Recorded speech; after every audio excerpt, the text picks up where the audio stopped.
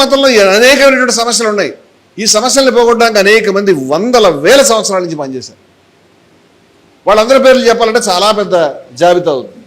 ఆదివాసీల్లో కూడా ఎంతోమంది పనిచేశారు. ఎక్కడ లేని ఆశ్చర్యమైన పేర్లు మీకు అక్కడ మా సాహిత్యంలో కనిపిస్తాయి. జైపాల్ సింగ్ ముండా పేరు ఎవరైనా రాశారు ఇప్పటిదాకా? తక్కర్ పాప పేరు ఎవరైనా రాశారా? తెలుగులో మొదటిసారి మన సాహిత్యంలో వాళ్ళ పేర్లు కనిపించినాయి. నారాయణ గురు కావచ్చు, గాంధీ కావచ్చు, అంబేద్కర్ కావచ్చు, లేకపోతే బసవన్న కావచ్చు. అసమానతల మీద ఎందరో కొట్లాడితే కొంత టోన్ డౌన్ అయినాయి. కంప్లీట్గా ఏమి నిర్మూలన కాలేదు, మొత్తంగా ఉధృతి కూడా తగ్గలేదు. కానీ ముస్లింలు ఒక్కళ్ళు పనిచేయలేదు అలాగా. ఎందుకంటే ఎవరు పనిచేయాలని చెప్పేవాళ్ళు లేరు.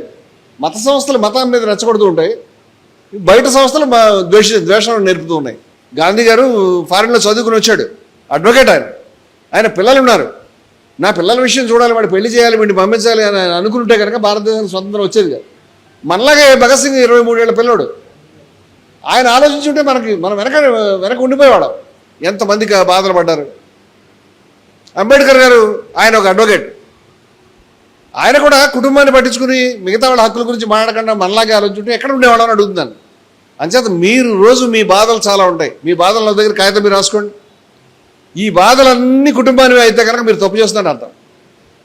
ఈ బాధల్లో సమాజానికి సంబంధించినవి, దేశానికి సంబంధించినవి, మన చుట్టూ ఉన్న వాటికి సంబంధించి ఉండాలి. లేదనుకోండి, ఎంతోమంది చేస్తే ఇక్కడ దాకా వచ్చాం మనం.